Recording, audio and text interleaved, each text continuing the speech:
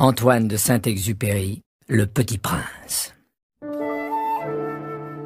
Lorsque j'avais 6 ans, j'ai vu une fois une magnifique image dans un livre sur la forêt vierge qui s'appelait « Histoire vécue ». Ça représentait un serpent boa qui avalait un fauve. On disait dans le livre « Les serpents boa avalent leur proie tout entière sans la mâcher, ensuite ils ne peuvent plus bouger et ils dorment pendant les 6 mois de leur digestion ».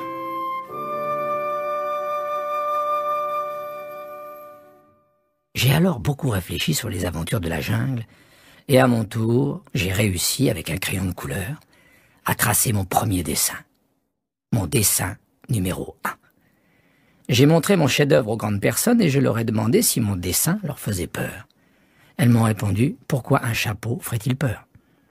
Mon dessin ne représentait pas un chapeau, il représentait un serpent boa qui digérait un éléphant. J'ai alors dessiné l'intérieur du serpent boa afin que les grandes personnes puissent comprendre. Elles ont toujours besoin d'explications. C'était mon dessin numéro 2.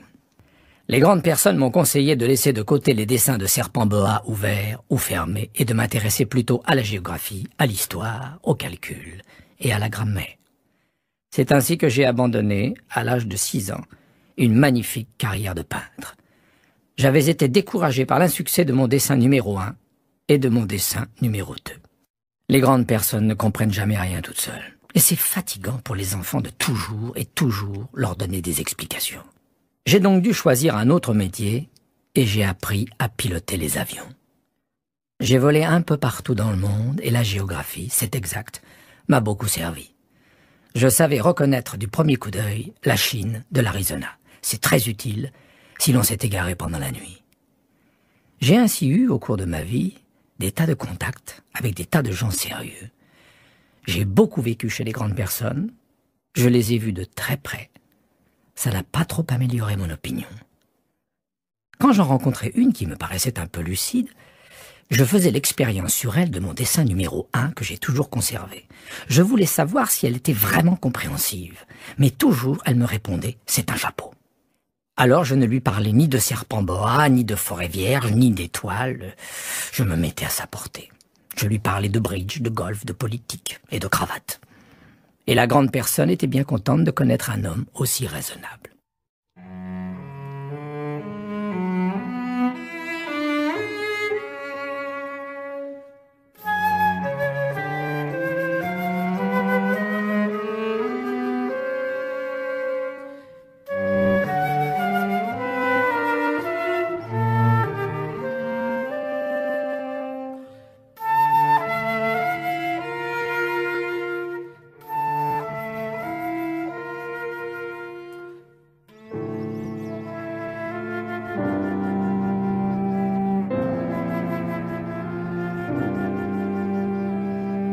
J'ai ainsi vécu seul, sans personne avec qui parler véritablement, jusqu'à une panne dans le désert du Sahara, il y a 6 ans. Quelque chose s'était cassé dans mon moteur. Et comme je n'avais avec moi ni mécanicien ni passager, je me préparais à essayer de réussir tout seul, une réparation difficile. C'était pour moi une question de vie ou de mort, j'avais à peine de l'eau à boire pour 8 jours. Le premier soir, je me suis donc endormi sur le sol, à 1000 milles de toute terre habitée.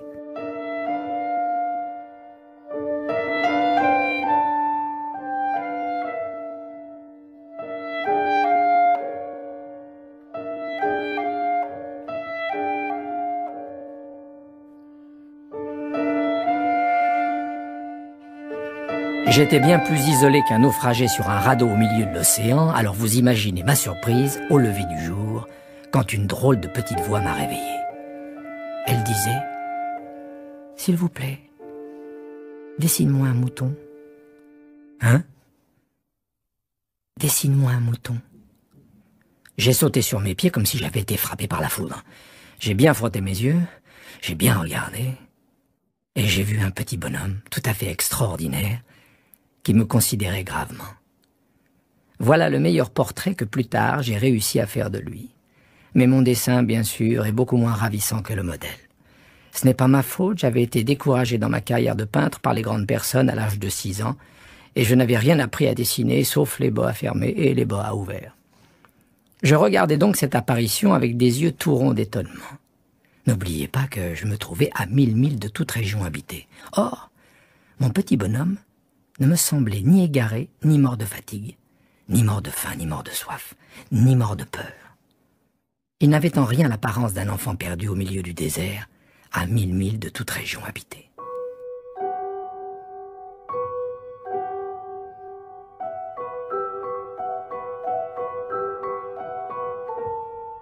Quand je réussis enfin à parler, je lui dis « Mais qu'est-ce que tu fais là ?» Il me répéta alors, tout doucement, comme une chose très sérieuse. « S'il vous plaît, dessine-moi un mouton. »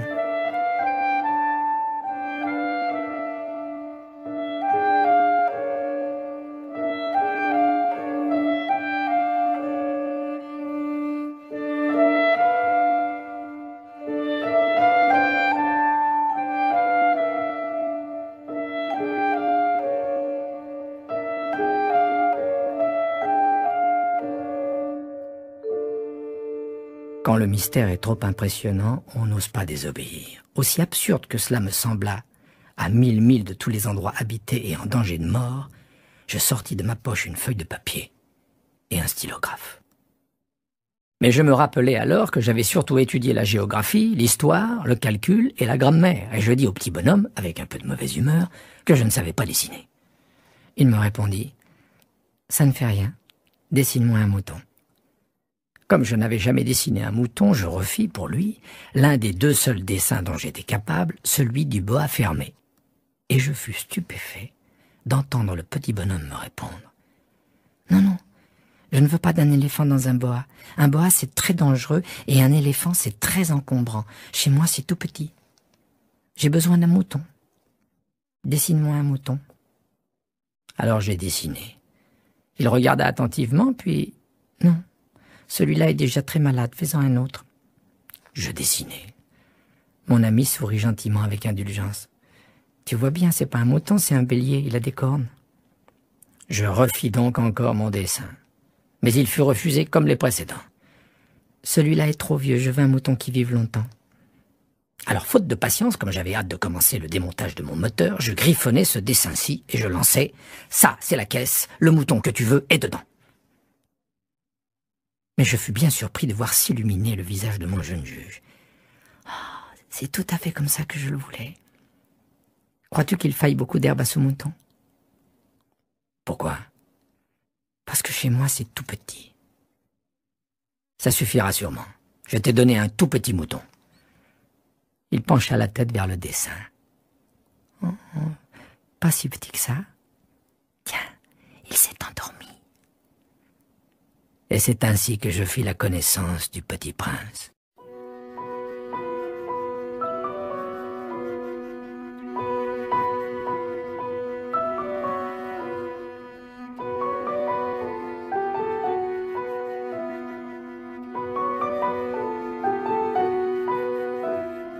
Il me fallut longtemps pour comprendre d'où il venait. Le Petit Prince, qui me posait beaucoup de questions, ne semblait jamais entendre les miennes.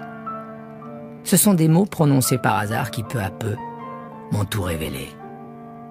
Ainsi, quand il aperçut pour la première fois mon avion, je ne dessinerai pas mon avion, c'est un dessin beaucoup trop compliqué pour moi, il me demanda « Qu'est-ce que c'est que cette chose-là » ? Ce n'est pas une chose, ça vole, c'est un avion. C'est mon avion. Et j'étais fier de lui apprendre que je volais.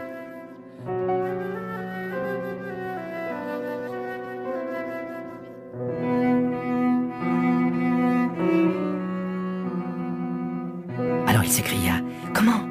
Tu es tombé du ciel ?»« Oui, fis-je modestement. »« Ah, ça c'est drôle !» Et le Petit Prince eut un très joli éclat de rire qui m'irrita beaucoup. Je désire que l'on prenne mes malheurs au sérieux.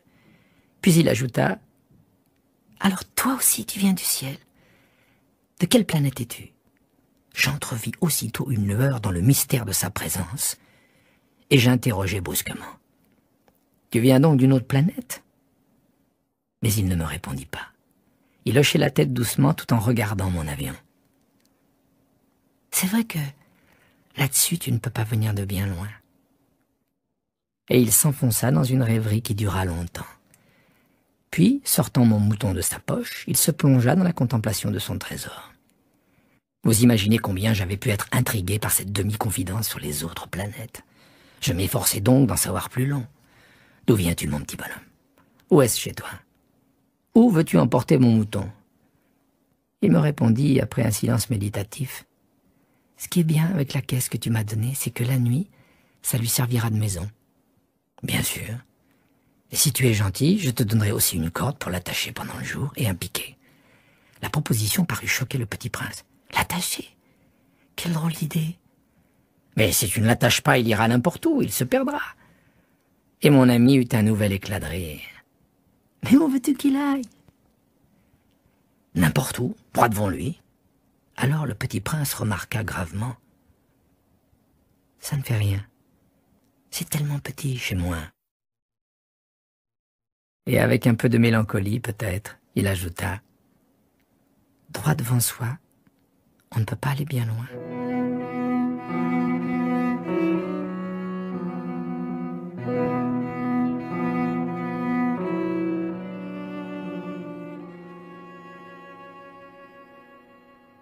J'avais ainsi appris une seconde chose très importante. C'est que sa planète d'origine était à peine plus grande qu'une maison. Ça ne pouvait pas m'étonner beaucoup, je savais bien qu'en dehors des grosses planètes comme la Terre, Jupiter, Mars, Vénus, auxquelles on a donné des noms, il y en a des centaines d'autres qui sont quelquefois si petites qu'on a beaucoup de mal à les apercevoir au télescope. Quand un astronome découvre l'une d'elles, il lui donne pour nom un numéro. Il l'appelle par exemple l'astéroïde 325. J'ai de sérieuses raisons de croire que la planète d'où venait le petit prince est l'astéroïde B612. Cet astéroïde n'a été aperçu qu'une fois au télescope, en 1909, par un astronome turc.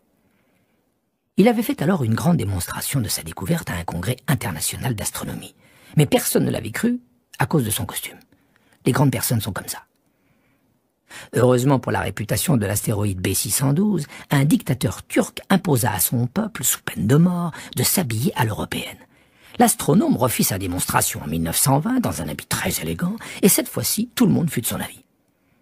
Si je vous ai raconté ces détails sur l'astéroïde B612, et si je vous ai confié son numéro, c'est à cause des grandes personnes. Les grandes personnes aiment les chiffres. Quand vous leur parlez d'un nouvel ami, elles ne vous questionnent jamais sur l'essentiel. Elles ne vous disent jamais quel est le son de sa voix, quels sont les jeux qu'il préfère, est-ce qu'il collectionne les papillons. Elles vous demandent quel âge a-t-il, combien a-t-il de frères, combien pèse-t-il, combien gagne son père. Alors seulement elles croient le connaître. Et si vous dites aux grandes personnes, j'ai vu une belle maison en briques roses, avec des géraniums aux fenêtres et des colombes sur le toit, elles ne parviennent pas à s'imaginer cette maison. Il faut leur dire, j'ai vu une maison de 100 000 francs. Alors elles s'écrient, oh, comme c'est joli.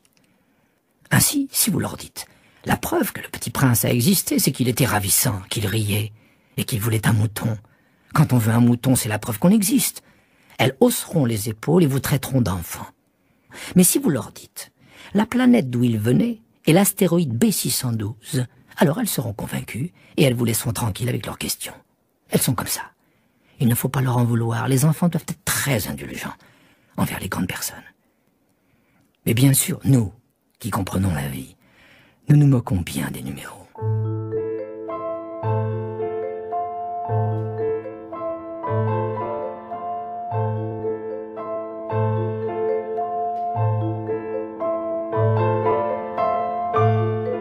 J'aurais aimé commencer cette histoire à la façon des contes de fées. J'aurais aimé dire « Il était une fois un petit prince qui habitait une planète à peine plus grande que lui et qui avait besoin d'un ami. » Pour ceux qui comprennent la vie, ça aurait eu l'air beaucoup plus vrai.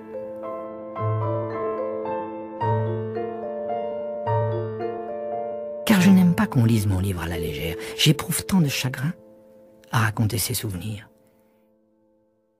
Il y a 6 ans déjà que mon ami s'en est allé avec son mouton. Si j'essaie ici de le décrire, c'est afin de ne pas l'oublier. C'est triste d'oublier un ami. Tout le monde n'a pas eu un ami. Et je puis devenir comme les grandes personnes qui ne s'intéressent plus qu'aux chiffres. C'est donc pour ça encore que j'ai acheté une boîte de couleurs et des crayons. C'est dur de se remettre au dessin à mon âge quand on n'a jamais fait d'autres tentatives que celle d'un boa fermé et celle d'un boa ouvert à l'âge de 6 ans. J'essaierai bien sûr de faire des portraits le plus ressemblants possible, mais je ne suis pas tout à fait certain de réussir. Un dessin va, l'autre ne ressemble plus. Je me trompe un peu aussi sur la taille. Ici, le petit prince est trop grand, là, il est trop petit. J'hésite aussi sur la couleur de son costume. Alors je tâtonne comme ci et comme ça, tant bien que mal. Je me tromperai enfin sur certains détails plus importants, mais ça, il faudra me le pardonner. Mon ami ne donnait jamais d'explication. Il me croyait peut-être semblable à lui, mais moi, malheureusement, je ne sais pas voir les moutons à travers les caisses. Je suis peut-être un peu comme les grandes personnes. J'ai dû vieillir.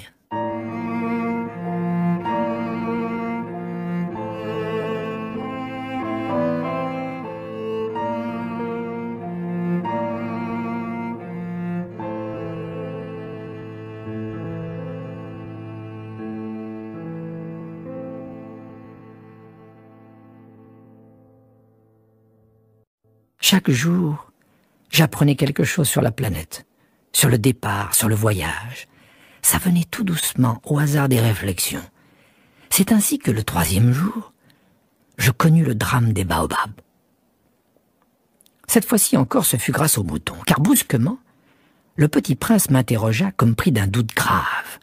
« C'est bien vrai, n'est-ce pas, que les moutons mangent les arbustes ?»« Oui, c'est vrai. »« Ah, je suis content. » Je ne compris pas pourquoi il était si important que les moutons mangeassent les arbustes. Mais le petit prince ajouta, « Par conséquent, ils mangent aussi les baobabs. » Je fis remarquer au petit prince que les baobabs ne sont pas des arbustes, mais des arbres grands comme des églises, et que, si même il emportait avec lui tout un troupeau d'éléphants, ce troupeau ne viendrait pas à bout d'un seul baobab. L'idée du troupeau d'éléphants fit rire le petit prince. Il faudrait les mettre les uns sur les autres. Mais il remarqua avec sagesse, les baobabs, avant de grandir, ça commence par être petit. C'est exact. Mais pourquoi veux-tu que tes moutons mangent les petits baobabs? Il me répondit, voyons, comme s'il s'agissait là d'une évidence. Et il me fallut un grand effort d'intelligence pour comprendre à moi seul ce problème. Et en effet, sur la planète du Petit Prince, il y avait, comme sur toutes les planètes, de bonnes herbes et de mauvaises herbes. Par conséquent, de bonnes graines, de bonnes herbes, et de mauvaises graines, de mauvaises herbes. Mais les graines sont invisibles. Elles dorment dans le secret de la terre jusqu'à ce qu'il prenne fantaisie à l'une d'elles de se réveiller. Alors elles s'étirent et poussent d'abord timidement vers le soleil une ravissante petite brindille inoffensive. S'il s'agit d'une brindille de radis ou de rosier, on peut la laisser pousser comme elle veut. Mais s'il s'agit d'une mauvaise plante, il faut arracher la plante aussitôt, dès qu'on a su la reconnaître. Or, il y avait des graines terribles sur la planète du Petit Prince, c'étaient les graines de baobab.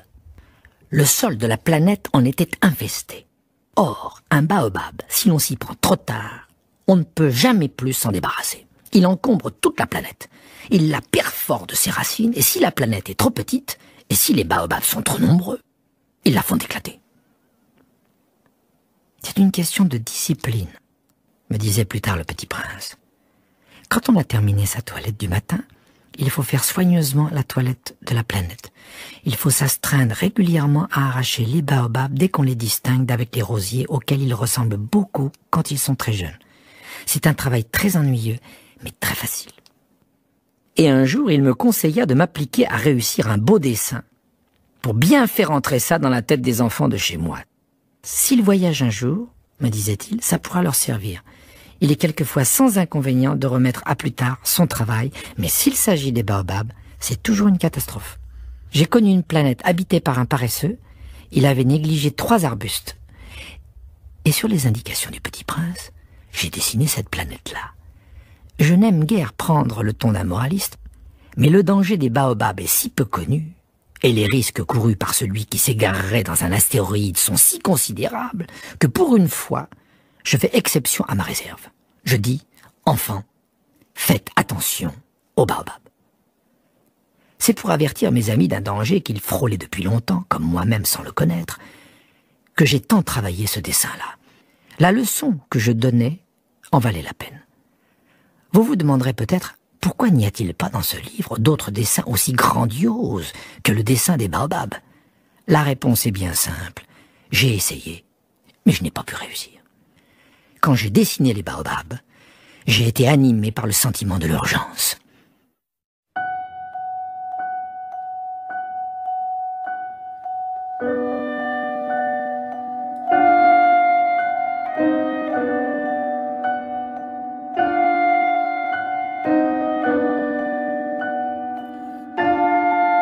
Ah, petit prince, j'ai compris peu à peu ainsi ta petite vie mélancolique.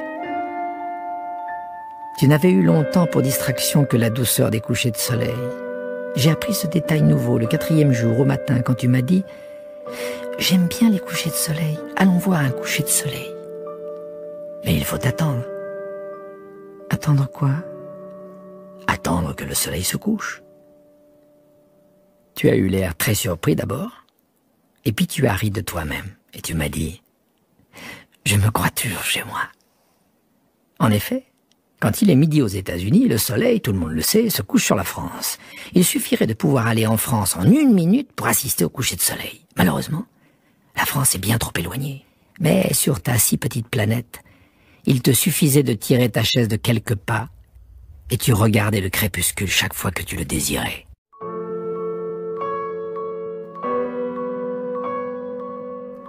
Un jour, j'ai vu le soleil se coucher 44 fois. Et un peu plus tard, tu ajoutais, « Tu sais, quand on est tellement triste, on aime les couchers de soleil. » Le jour des 44 fois, tu étais donc tellement triste? Mais le petit prince ne répondit pas. Le 5e jour, toujours grâce au mouton, ce secret de la vie du petit prince me fut révélé.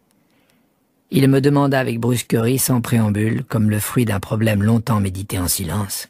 « Un mouton, s'il mange des arbustes, il mange aussi les fleurs. » Un mouton mange tout ce qu'il rencontre. Même les fleurs qui ont des épines? Oui, même les fleurs qui ont des épines. Alors les épines, à quoi servent-elles? Je ne le savais pas. J'étais alors très occupé à essayer de dévisser un boulon trop serré de mon moteur. J'étais très soucieux car ma panne commençait de m'apparaître comme très grave, et l'eau à boire qui s'épuisait me faisait craindre le pire. Les épines, à quoi servent-elles? Le petit prince ne renonçait jamais à une question une fois qu'il l'avait posée. J'étais irrité par mon boulon et je répondis n'importe quoi. Les épines, ça sert à rien, c'est de la pure méchanceté de la part des fleurs. Oh! Mais après un silence, il me lança avec une sorte de rancune. Je ne te crois pas. Les fleurs sont faibles, elles sont naïves. Elles se rassurent comme elles peuvent. Elles se croient terribles avec leurs épines. Je ne répondis rien. À cet instant-là, je me disais, si ce boulon résiste encore, je le ferai sauter d'un coup de marteau. Le petit prince dérangea de nouveau mes réflexions. Et tu crois, toi, que les fleurs... Mais non, je crois rien, j'ai répondu n'importe quoi, je m'occupe, moi, de choses sérieuses. Il me regarda stupéfait. De choses sérieuses? Il me voyait, mon marteau à la main et les doigts noirs de cambouis, penché sur un objet qui lui semblait très laid. Tu parles comme les grandes personnes? Ça me fit un peu honte. Mais impitoyable, il ajouta. Tu confonds tout, tu mélanges tout. Il était vraiment très irrité. Il secouait au vent des cheveux tout dorés. Je connais une planète où il y a un monsieur cramoisi. Il n'a jamais respiré une fleur. Il n'a jamais regardé une étoile. Il n'a jamais aimé personne. Il n'a jamais rien fait d'autre que des additions. Et toute la journée, il répète comme toi, je suis un homme sérieux. Je suis un homme sérieux. Et ça le fait gonfler d'orgueil.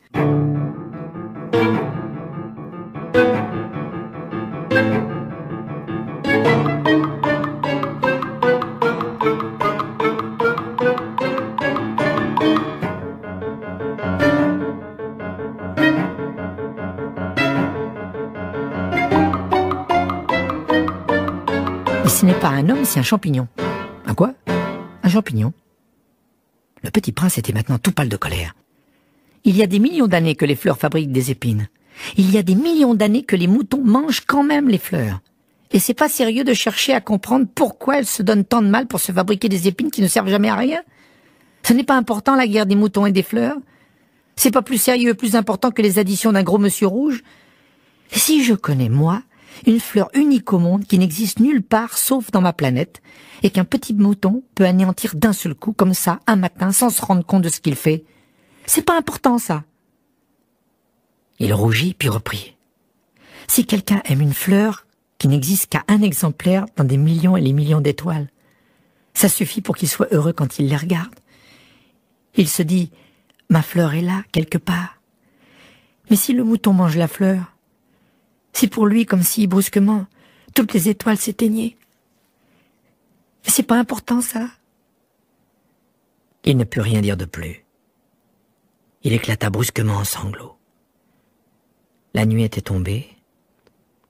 J'avais lâché mes outils.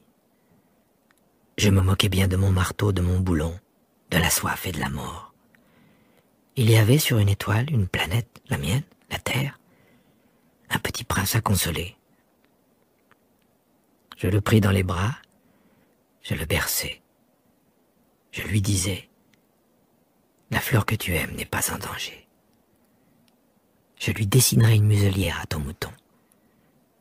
Je te dessinerai une armure pour ta fleur. Je ne savais pas trop quoi dire. Je me sentais très maladroit. Je ne savais comment l'atteindre, ou le rejoindre. C'est tellement mystérieux, le pays des larmes.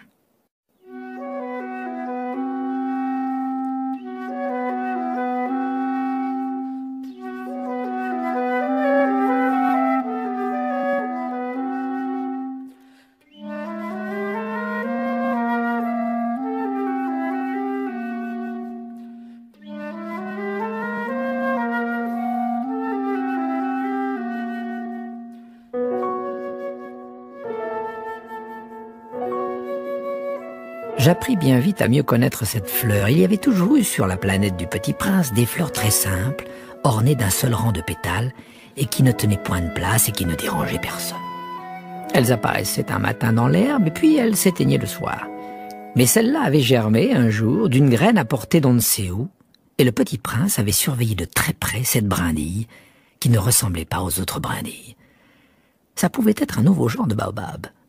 Mais l'arbuste cessa vite de croître et commença de préparer une fleur.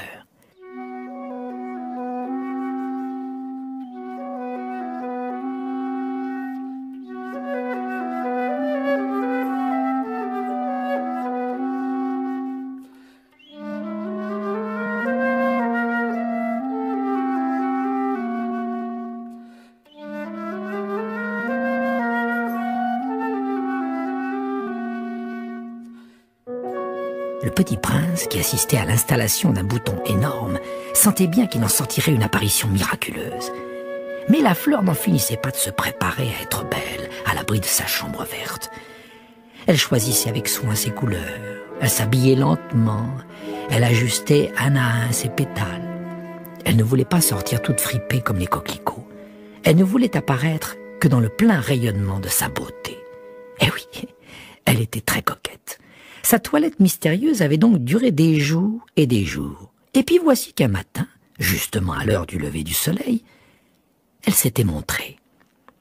Et elle, qui avait travaillé avec tant de précision, dit en bâillant « Oh, je me réveille à peine, je vous demande pardon, je suis encore toute décoiffée. » Le Petit Prince, alors, ne put contenir son admiration. « Que vous êtes belle, n'est-ce pas ?» répondit doucement la fleur. Et je suis née en même temps que le soleil. Le Petit Prince devina bien qu'elle n'était pas trop modeste, mais elle était si émouvante.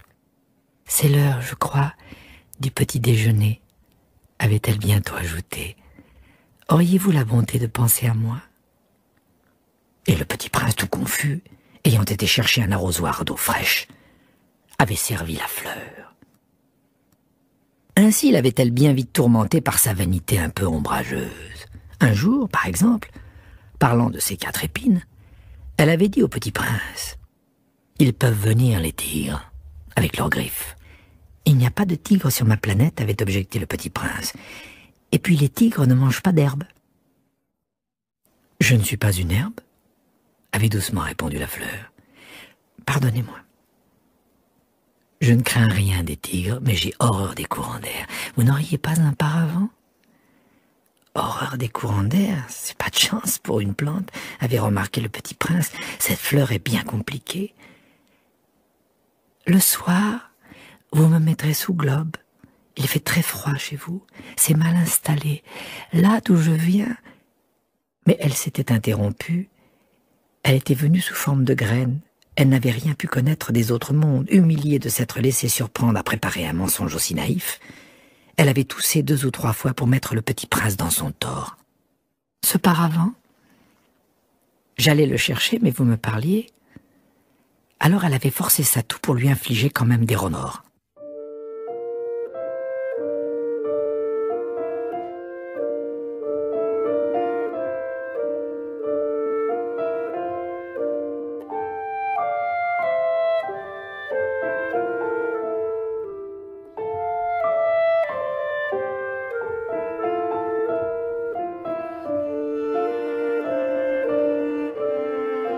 Ainsi, le petit prince, malgré la bonne volonté de son amour, avait vite douté d'elle. Il avait pris au sérieux des mots sans importance et était devenu très malheureux. J'aurais dû ne pas l'écouter, me confia-t-il un jour. Il ne faut jamais écouter les fleurs. Il faut les regarder et les respirer. La mienne embaumait ma planète, mais je ne savais pas m'en réjouir. Cette histoire de griffes qui m'avait tellement agacé eût dû m'attendrir. Il me confia encore. Je n'ai alors rien su comprendre. J'aurais dû la juger sur les actes et non sur les mots. Elle m'embaumait et m'éclairait. Je n'aurais jamais dû m'enfuir. J'aurais dû deviner sa tendresse derrière ses pauvres ruses. Les fleurs sont si contradictoires. Mais j'étais trop jeune pour savoir l'aimer.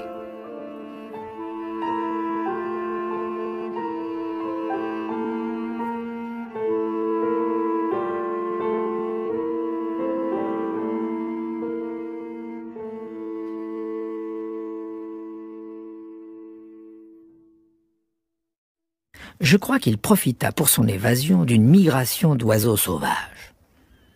Au matin du départ, il mit sa planète bien en ordre. Il ramena soigneusement ses volcans en activité. Il possédait 2 volcans en activité, et c'était bien commode pour faire chauffer le petit déjeuner du matin. Il possédait aussi un volcan éteint, mais comme il disait, on ne sait jamais. Il ramena donc également le volcan éteint. S'ils sont bien ramenés, les volcans brûlent doucement et régulièrement, sans éruption. Les éruptions volcaniques sont comme les feux de cheminée. Évidemment, sur notre Terre, nous sommes beaucoup trop petits pour ramener nos volcans. C'est pourquoi ils nous causent des tas d'ennuis. Le petit prince arracha aussi, avec un peu de mélancolie, les dernières pousses de baobab. Il croyait ne jamais devoir revenir. Mais tous ses travaux familiers lui parurent ce matin-là extrêmement doux. Et quand il arrosa une dernière fois la fleur, et se prépara à la mettre à l'abri sous son globe, il se découvrit l'envie de pleurer. « Adieu », dit-il à la fleur, mais elle ne lui répondit pas. « Adieu », répéta-t-il. La fleur toussa, mais ce n'était pas à cause de son rhume. « J'ai été sotte, lui dit-elle enfin. Je te demande pardon. Tâche d'être heureux. » Il fut surpris par l'absence de reproche. Il restait là, tout déconcerté, le globe en l'air. Il ne comprenait pas cette douceur calme. « Mais oui, je t'aime, lui dit la fleur. Tu n'en as rien su par ma faute. Cela n'a aucune importance. Mais tu as été aussi sot que moi. Tâche d'être heureux. Laisse ce globe tranquille, je n'en veux plus. Mais le vent, je ne suis pas si enrhumé que ça. L'air frais de la nuit me fera du bien, je suis une fleur. Mais les bêtes, il faut bien que je supporte 2 ou 3 chenilles si je veux connaître les papillons. Il paraît que c'est tellement beau. Sinon, qui me rendra visite? Tu seras loin, toi. Quant aux grosses bêtes, je ne crains rien.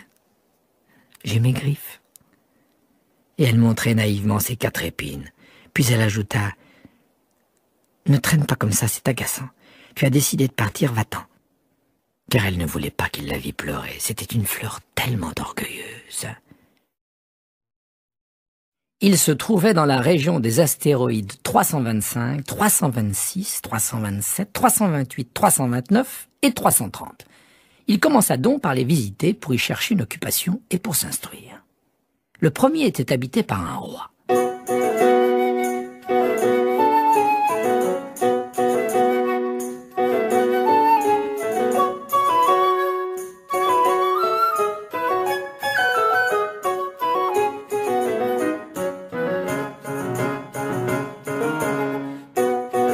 roi siégeait, habillé de pourpre et d'hermine, sur un trône très simple et cependant majestueux. « Oh, voilà un sujet !» s'écria le roi quand il aperçut le petit prince. Et le petit prince se demanda « Comment peut-il me reconnaître puisqu'il ne m'a encore jamais vu ?»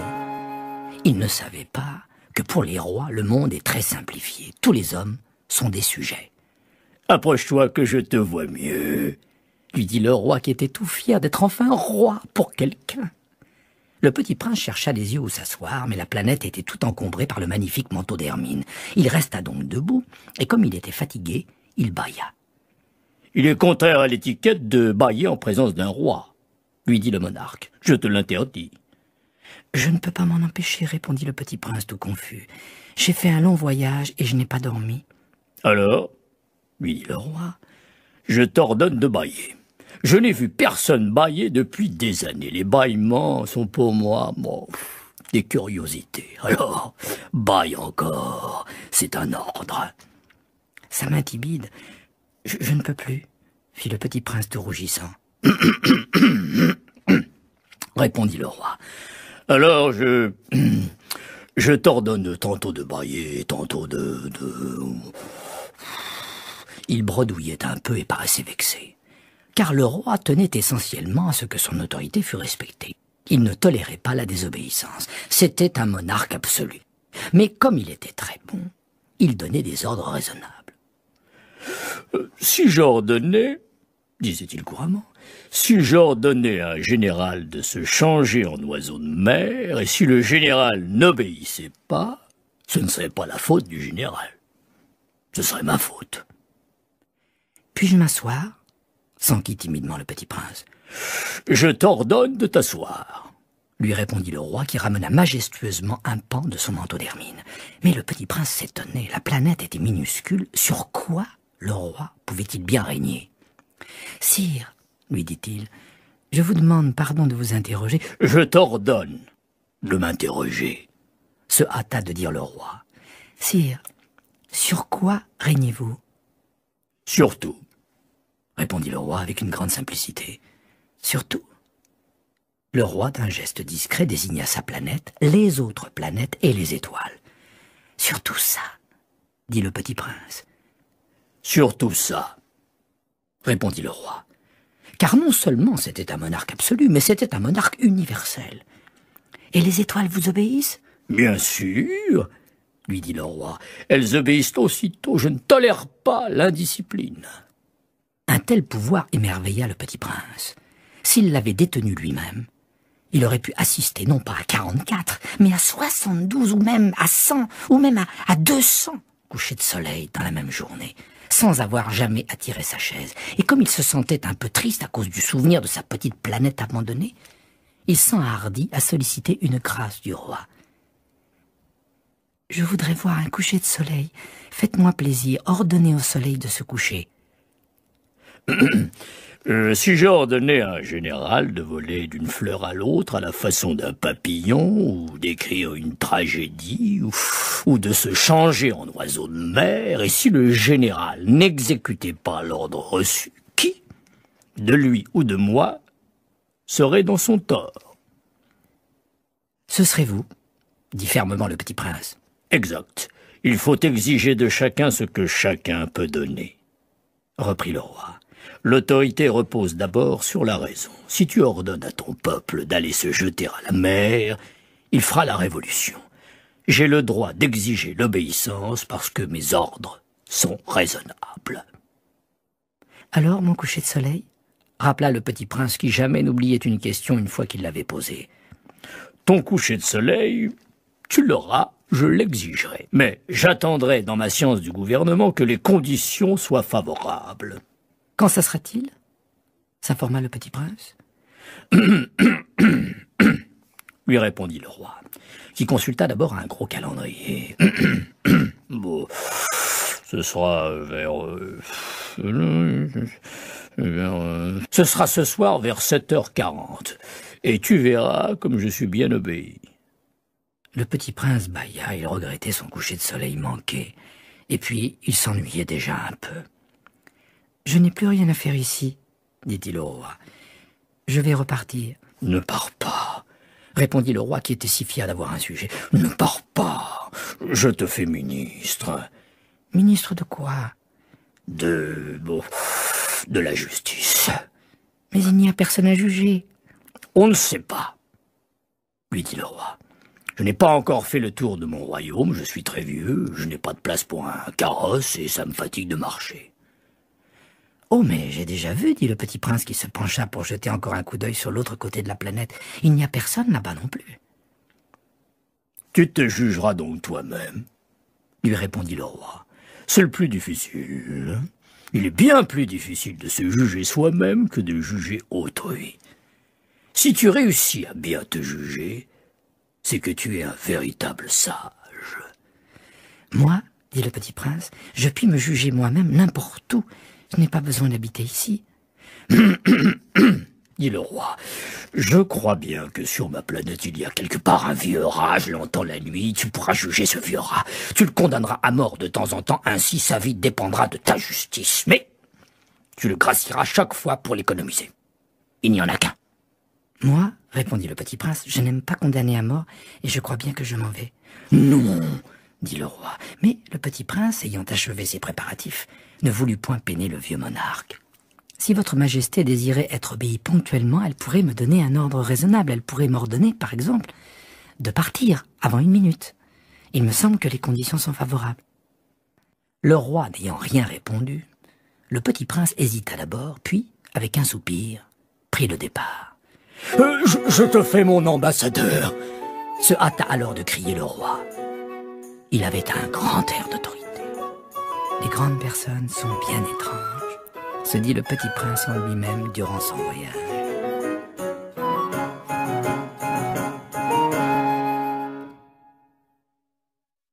La seconde planète était habitée par un vaniteux. « Oh, oh, oh, voilà la visite d'un admirateur !» s'écria de loin le vaniteux dès qu'il aperçut le petit prince, car pour les vaniteux, les autres hommes sont des admirateurs. « Bonjour, dit le petit prince. Vous avez un drôle de chapeau. »« C'est pour saluer, lui répondit le vaniteux. C'est pour saluer quand on m'acclame. » Malheureusement, il ne passe jamais personne par ici. « Ah oui ?» dit le petit prince qui ne comprit pas. « Frappe tes mains l'une contre l'autre, conseilla donc le vaniteux. Le petit prince frappa ses mains l'une contre l'autre. Le vaniteux salua modestement en soulevant son chapeau. Ça, c'est plus amusant que la visite au roi, se dit en lui-même le petit prince, et il recommença de frapper ses mains l'une contre l'autre. Le vaniteux recommença de saluer en soulevant son chapeau. Après 5 minutes d'exercice, le petit prince se fatigua de la monotonie du jeu. « Et pour que le chapeau tombe, demanda-t-il, que faut-il faire ?» Mais le vaniteux ne l'entendit pas, les vaniteux n'entendent jamais que les louanges. « Est-ce que tu m'admires vraiment beaucoup, hein ?» demanda-t-il au petit prince. « Qu'est-ce que signifie admirer ?»« Admirer signifie reconnaître que je suis l'homme le plus beau, le mieux habillé, le plus riche, le plus intelligent de la planète. » Mais tu es le seul sur ta planète. Fais-moi ce plaisir. Admire-moi quand même. Je t'admire, dit le petit prince en haussant un peu les épaules. Mais en quoi cela peut-il bien t'intéresser? Et le petit prince s'en fut. Les grandes personnes sont décidément bien bizarres, se dit-il simplement en lui-même durant son voyage. La planète suivante était habitée par un buveur. Cette visite fut très courte, mais elle plongea le petit prince dans une grande mélancolie.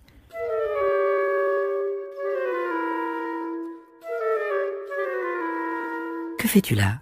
dit-il au buveur, qu'il trouva installé en silence devant une collection de bouteilles vides et une collection de bouteilles pleines. « Je bois, » répondit le buveur d'un air lugubre. « Pourquoi bois-tu » lui demanda le petit prince. « Pour oublier, » répondit le buveur. « Pour oublier quoi » s'enquit le petit prince qui déjà le plaignait. « Pour oublier que j'ai honte » avoua le buveur en baissant la tête. « Honte de quoi » s'informa le petit prince qui désirait le secourir. « Honte de boire » acheva le buveur qui s'enferma définitivement dans le silence.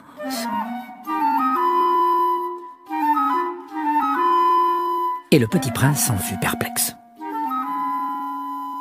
Les grandes personnes sont décidément très très bizarres, se disait-il en lui-même durant le voyage. La 4e planète était celle du businessman.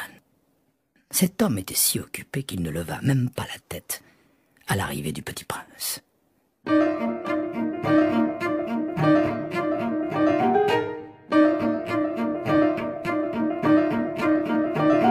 Bonjour », lui dit celui-ci. « Votre cigarette est éteinte. 3 et 2 font 5, 5 et 7, 12, 12 et 3, 15, bonjour, 15 et 7, 22, 22 et 6, 28, pas le temps de la rallumer, 26 et 5, 31, ouf, oui, ça fait donc 501 622 731. 500 millions de quoi? Hein? Tu es toujours là? 500 millions de jeux. Je sais pas, j'ai tellement de travail, je suis sérieux, moi je m'amuse pas à des balivernes. 2 et 5, 7. «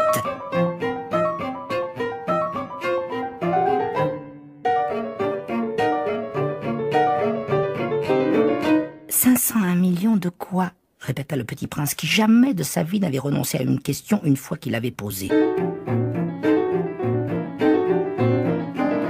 Le businessman leva la tête.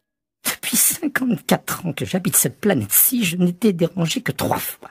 La première fois, ça a été il y a 22 ans, par un hanneton qui était tombé, Dieu sait d'où. Il répondait à un bruit épouvantable et j'ai fait 4 erreurs dans une addition. La seconde fois, ça a été il y a 11 ans, par une crise de rhumatisme. Je manque d'exercice, je n'ai pas le temps de flâner, je suis sérieux, moi. Et la 3e fois, la voici. Je disais donc, 501 millions. Millions de quoi? Le businessman comprit qu'il n'était point l'espoir de paix. Millions de ces petites choses que l'on voit quelquefois dans le ciel. Des mouches? Mais non, des petites choses qui brillent. Des abeilles? Mais non, des petites choses dorées qui font rêvasser les fainéants. Moi, je suis sérieux. Moi, j'ai pas le temps de rêvasser. Ah, des étoiles. C'est bien ça, des étoiles. Et que fais-tu de 500 millions d'étoiles? 501 622 131. Je suis sérieux, moi je suis précis. Et que fais-tu de ces étoiles? Ce que j'en fais? Oui. Rien, je les possède. Tu possèdes les étoiles? Oui. Mais j'ai déjà vu un roi qui... Les rois ne possèdent pas, ils règnent sur, c'est très différent. Et à quoi cela te sert-il de posséder les étoiles? Ça me sert à être riche. Et à quoi cela te sert-il d'être riche? Mais acheter d'autres étoiles, si quelqu'un en trouve. Celui-là, se dit en lui-même le petit prince, il raisonne un peu comme mon ivrogne. Cependant, il posa encore des questions. Comment peut-on posséder les étoiles? À qui sont-elles? Riposta grincheux le businessman. Je ne sais pas. À personne. Alors, elles sont à moi. Elles sont à moi. Car j'y ai pensé le premier. Ça suffit? Bien sûr. Quand tu trouves un diamant qui n'est à personne, il est à toi. Quand tu trouves une île qui n'est à personne, elle est à toi. Quand tu as une idée le premier, tu l'as fait breveter, elle est à toi. Et moi, je possède les étoiles puisque jamais personne avant moi n'a songé à les posséder. Ça c'est vrai, dit le petit prince. Et qu'en fais-tu? Je les gère. Je les compte et je les recompte, dit le businessman. C'est difficile, mais je suis un homme sérieux. Le petit prince n'était pas satisfait encore. Moi, si je possède un foulard, je puis le mettre autour de mon cou et l'emporter. Moi, si je possède une fleur, je puis cueillir ma fleur et l'emporter. Mais tu ne peux pas cueillir les étoiles. Non, mais je puis les placer en banque. Qu'est-ce que ça veut dire? Ça veut dire que j'écris sur un petit papier le nombre de mes étoiles et puis j'enferme à clé ce papier-là dans un tiroir. Et c'est tout. Ça suffit. C'est amusant, pensa le petit prince. C'est assez poétique, mais ce n'est pas très sérieux. Le petit prince avait sur les choses sérieuses des idées très différentes des idées des grandes personnes. Moi, dit-il encore, Je possède une fleur que j'arrose tous les jours. Je possède 3 volcans que je ramone toutes les semaines, car je ramone aussi celui qui est éteint. On ne sait jamais. C'est utile à mes volcans et c'est utile à ma fleur que je les possède. Mais tu n'es pas utile aux étoiles. Le businessman ouvrit la bouche, mais ne trouva rien à répondre. Et le petit prince s'en fut. Les grandes personnes sont décidément tout à fait extraordinaires, se disait-il simplement en lui-même durant le voyage. La 5e planète était très curieuse. C'était la plus petite de toutes. Il y avait là juste assez de place pour loger un réverbère et un allumeur de réverbère. Le petit prince ne parvenait pas à s'expliquer à quoi pouvait servir quelque part dans le ciel, sur une planète sans maison ni population, un réverbère et un allumeur de réverbère. Cependant, il se dit en lui-même, peut-être bien que cet homme est absurde. Cependant, il est moins absurde que le roi, que le vaniteux, que le businessman et que le buveur. Au moins son travail a-t-il un sens. Quand il allume son réverbère, c'est comme s'il faisait naître une étoile de plus, ou une fleur. Quand il éteint son réverbère, ça endort la fleur ou l'étoile. C'est une occupation très jolie. C'est véritablement utile puisque c'est joli.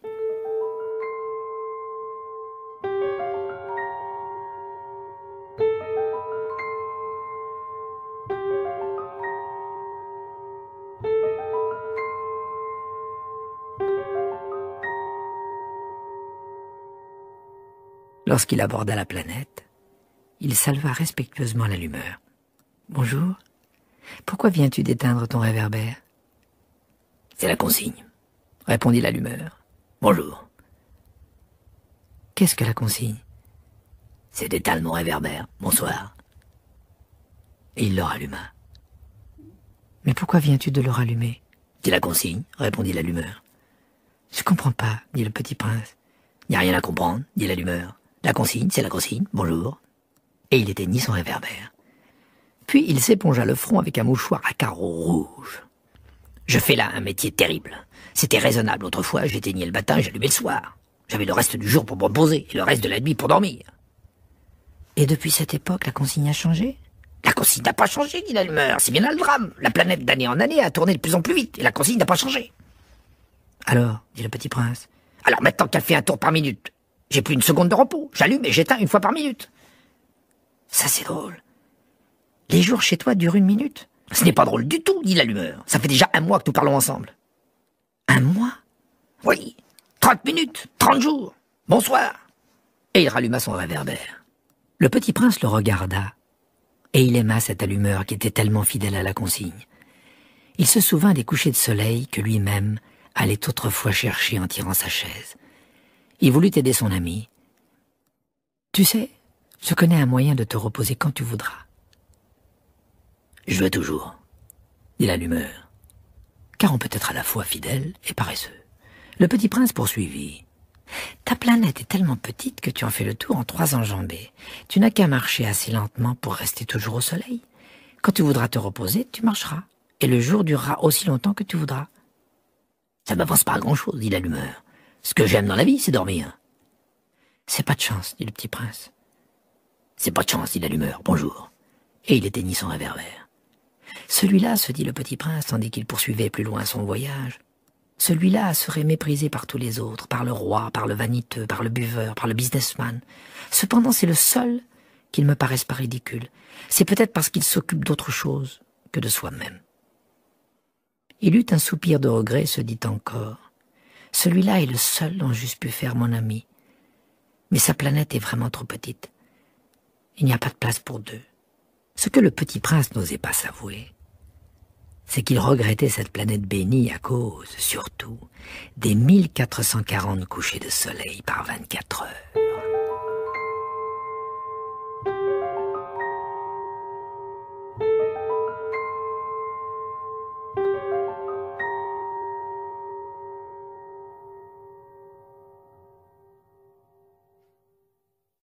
La 6e planète était une planète 10 fois plus vaste. Elle était habitée par un vieux monsieur qui écrivait d'énormes livres. « Tiens, voilà un explorateur !» s'écria-t-il quand il aperçut le petit prince. Le petit prince s'assit sur la table et souffla un peu. Il avait déjà tant voyagé. « D'où viens-tu » lui dit le vieux monsieur. « Quel est ce gros livre » dit le petit prince. « Que faites-vous ici ?»« Je suis géographe » dit le vieux monsieur. « Qu'est-ce qu'un géographe ?»« C'est un savant qui connaît où se trouvent les mers, les fleuves, les villes, les montagnes et les déserts. » « Ça, c'est bien intéressant, dit le petit prince. Ça, c'est enfin un véritable métier. » Et il jeta un coup d'œil autour de lui sur la planète du géographe. Il n'avait jamais vu encore une planète aussi majestueuse. « Elle est bien belle, votre planète.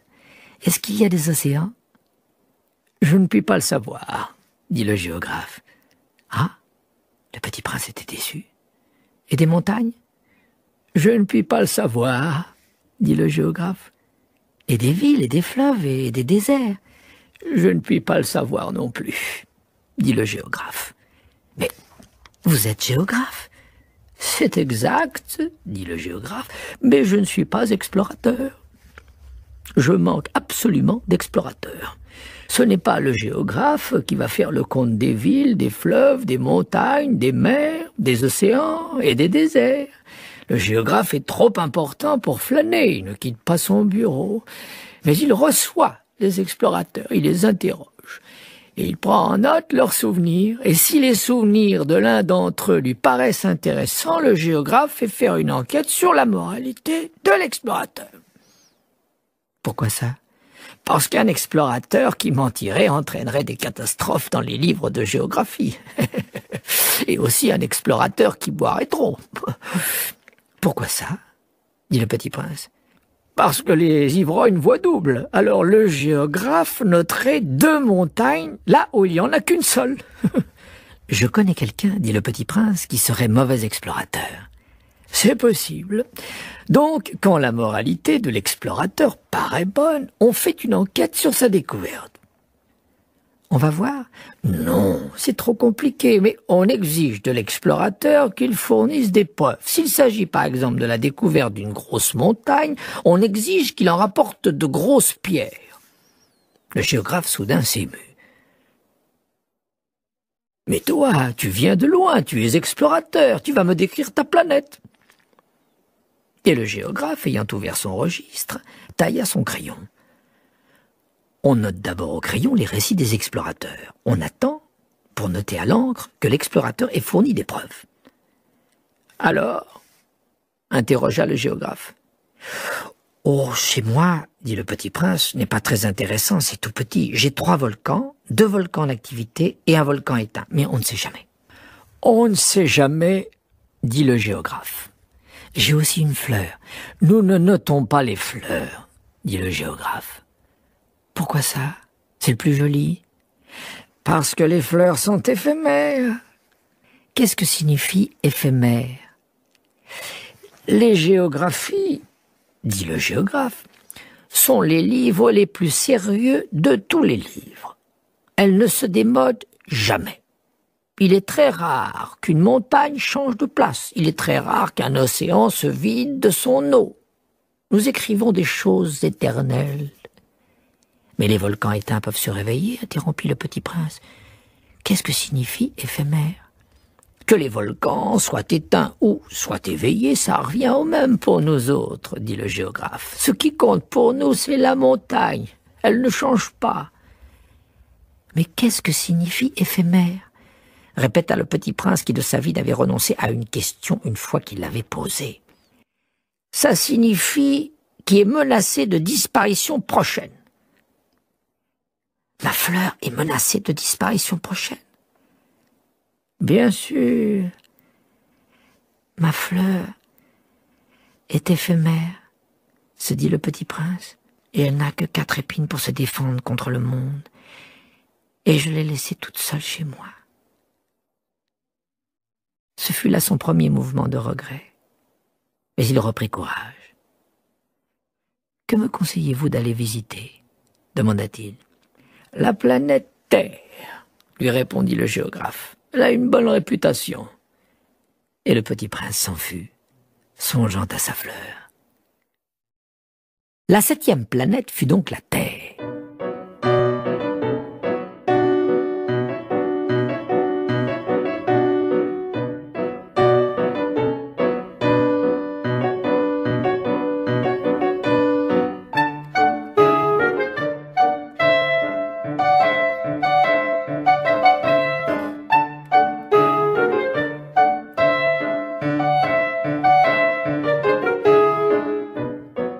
Terre n'est pas une planète quelconque.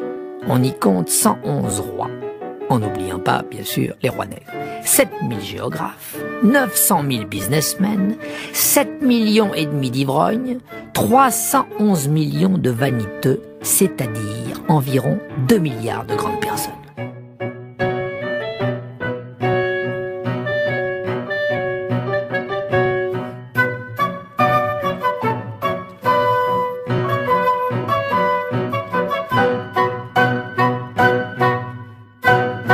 Pour vous donner une idée des dimensions de la Terre, je vous dirai qu'avant l'invention de l'électricité, on y devait entretenir sur l'ensemble des 6 continents une véritable armée de 462 511 allumeurs de réverbères. Vu d'un peu loin, ça faisait un effet splendide. Les mouvements de cette armée étaient réglés comme ceux d'un ballet d'opéra. D'abord venait le tour des allumeurs de réverbères de Nouvelle-Zélande et d'Australie. Puis, ceux-ci, ayant allumé leurs lampions, s'en allaient dormir. Alors entraient à leur tour dans la danse les allumeurs de réverbères de Chine et de Sibérie. Puis eux aussi s'escamotaient dans les coulisses. Alors venait le tour des allumeurs de réverbères de Russie et des Indes, puis de ceux d'Afrique et d'Europe, puis de ceux d'Amérique du Sud, puis de ceux d'Amérique du Nord, et jamais ils ne se trompaient dans leur ordre d'entrée en scène, c'était grandiose. Seul l'allumeur de l'unique réverbère du pôle Nord et son confrère de l'unique réverbère du pôle Sud menaient des vies d'oisiveté et de nonchalance. Ils travaillaient 2 fois par an. Quand on veut faire de l'esprit, il arrive que l'on mente un peu. Je n'ai pas été très honnête en vous parlant des allumeurs de réverbères. Je risque de donner une fausse idée de notre planète à ceux qui ne la connaissent pas. Les hommes occupent très peu de place sur la Terre. Si les 2 milliards d'habitants qui peuplent la Terre se tenaient debout et un peu serrés, comme pour un meeting, ils logeraient aisément sur une place publique de 20 000 de long sur 20 000 de large. On pourrait entasser l'humanité sur le moindre petit îlot du Pacifique. Les grandes personnes, bien sûr, ne vous croiront pas. Elles s'imaginent tenir beaucoup de place. Elles se voient importantes comme des baobabs. Vous leur conseillerez donc de faire le calcul. Elles adorent les chiffres, ça leur plaira. Mais ne perdez pas votre temps à ce pensum. C'est inutile. Vous avez confiance en moi. Le petit prince, une fois sur Terre, fut donc bien surpris de ne voir personne. Il avait déjà peur de s'être trompé de planète quand un anneau couleur de lune remua dans le sable. « Bonne nuit, fit le petit prince à tout hasard. « Bonne nuit, fit le serpent. « Sur quelle planète suis-je tombé ?» demanda le petit prince. « Sur la Terre, en Afrique, » répondit le serpent. « Ah, il n'y a donc personne sur la Terre ?»« Ici, c'est le désert. Il n'y a personne dans les déserts. La Terre est grande, » dit le serpent. Le petit prince s'assit sur une pierre et leva les yeux vers le ciel. « Je me demande, dit-il, si les étoiles sont éclairées afin que chacun puisse un jour retrouver la sienne. Regarde ma planète, elle est juste au-dessus de nous, mais comme elle est loin. »« Elle est belle, » dit le serpent. « Que viens-tu faire ici ? » ?»« J'ai des difficultés avec une fleur, » dit le petit prince. « Ah !» fit le serpent, et ils se turent. « Où sont les hommes ?» reprit enfin le petit prince. « On est un peu seul dans le désert. »« On est seul aussi chez les hommes, » dit le serpent. Le petit prince le regarda longtemps. « Tu es une drôle de bête, » lui dit-il enfin, mince comme un doigt. « Mais je suis plus puissant que le doigt d'un roi, » dit le serpent. Le petit prince eut un sourire. « Tu n'es pas bien puissant, tu n'as même pas de pattes, tu ne peux même pas voyager. »« Je puis t'emporter plus loin qu'un navire, » dit le serpent. Il s'enroula autour de la cheville du petit prince comme un bracelet d'or. « Celui que je touche, je le rends à la terre dont il est sorti, » dit-il encore. « Mais tu es pur et tu viens d'une étoile. » Le petit prince ne répondit rien. « Tu me fais pitié, toi, si faible, sur cette terre de granit. Je puis t'aider un jour, si tu regrettes trop ta planète. Je puis... Oh, J'ai très bien compris, fit le petit prince. Mais pourquoi parles-tu toujours par énigme? Je les résous toutes, dit le serpent. Et ils se turent. Le petit prince traversa le désert et ne rencontra qu'une fleur. Une fleur à 3 pétales, une fleur de rien du tout.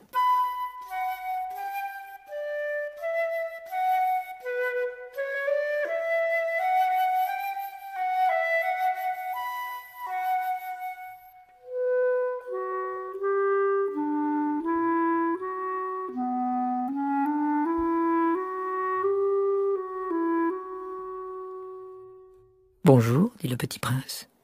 Bonjour, dit la fleur. Où sont les hommes? Demanda poliment le petit prince. La fleur, un jour, avait vu passer une caravane.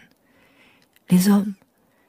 Il en existe, je crois, 6 ou 7. Je les ai aperçus il y a des années. Mais on ne sait jamais où les trouver. Le vent les promène. Ils manquent de racines, ça les gêne beaucoup. Adieu, fit le petit prince. Adieu, fit la fleur.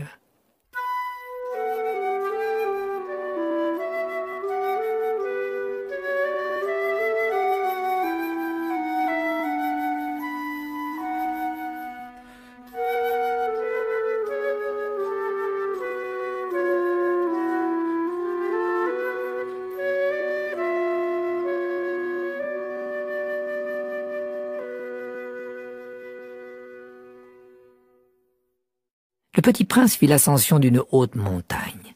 Les seules montagnes qu'il eût jamais connues étaient les 3 volcans qui lui arrivaient aux genoux. Et il se servait du volcan éteint comme d'un tabouret. D'une montagne haute comme celle-ci, se dit-il, j'apercevrais d'un coup toute la planète et tous les hommes. Mais il n'aperçut rien que des aiguilles de roc bien aiguisées. « Bonjour, dit-il à tout hasard. « Bonjour, bonjour, bonjour, répondit l'écho. « Qui êtes-vous? Dit le petit prince. « Qui êtes-vous? Qui êtes-vous? Qui êtes-vous? Répondit l'écho. « Soyez mes amis, je suis seul, dit-il. « Je suis seul, je suis seul, je suis seul, répondit l'écho. « Quelle drôle de planète, pensa-t-il alors. Elle est toute sèche et toute pointue et toute salée. Et les hommes manquent d'imagination, ils répètent ce qu'on leur dit. Chez moi, j'avais une fleur. Elle parlait toujours la première. » Mais il arriva que le petit prince, ayant longtemps marché à travers les sables, les rocs et les neiges, découvrit enfin une route. Et les routes vont toutes chez les hommes. « Bonjour, dit-il. C'était un jardin fleuri de roses. « Bonjour, dirent les roses. Le petit prince les regarda, elles ressemblaient toutes à sa fleur. « Qui êtes-vous » leur demanda-t-il stupéfait. « Nous sommes des roses, dirent les roses. « Ah » fit le petit prince, et il se sentit très malheureux. Sa fleur lui avait raconté qu'elle était seule de son espèce dans l'univers, et voici qu'il en était 5000, toutes semblables dans un seul jardin.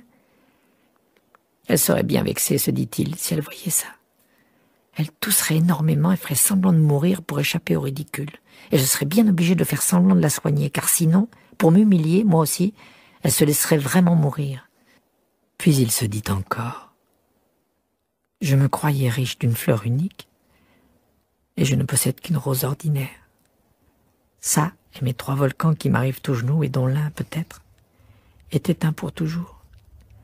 Ça ne fait pas de moi un bien grand prince. » Et, couché dans l'herbe, il pleura.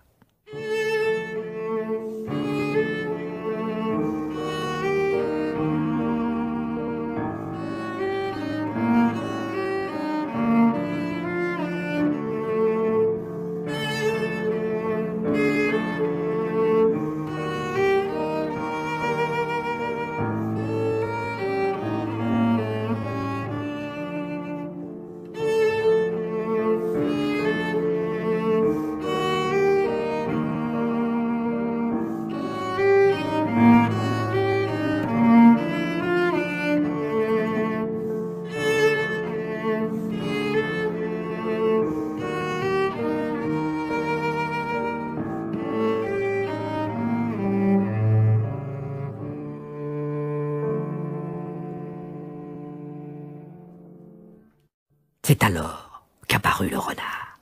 « Bonjour, dit le renard. « Bonjour, répondit poliment le petit prince qui se retourna mais ne vit rien. « Je suis là, dit la voix, sous le pommier. »« Qui es-tu » dit le petit prince. « Tu es bien joli. »« Je suis un renard, dit le renard. »« Viens jouer avec moi, lui proposa le petit prince. Je suis tellement triste. »« Je ne puis pas jouer avec toi, dit le renard. Je ne suis pas apprivoisé. »« Ah, pardon, fit le petit prince. Mais après réflexion, il ajouta « Qu'est-ce que signifie apprivoiser ?»« Tu n'es pas d'ici, dit le renard, que cherches-tu ?»« Je cherche les hommes, dit le petit prince. Qu'est-ce que signifie apprivoiser ?»« Les hommes, dit le renard, ils ont des fusils et ils chassent. C'est bien gênant.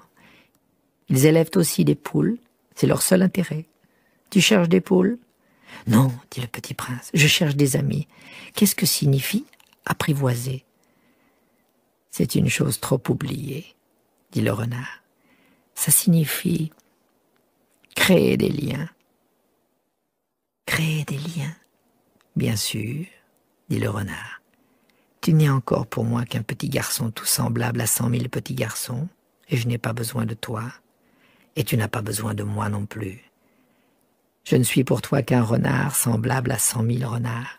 Mais, si tu m'apprivoises, nous aurons besoin l'un de l'autre.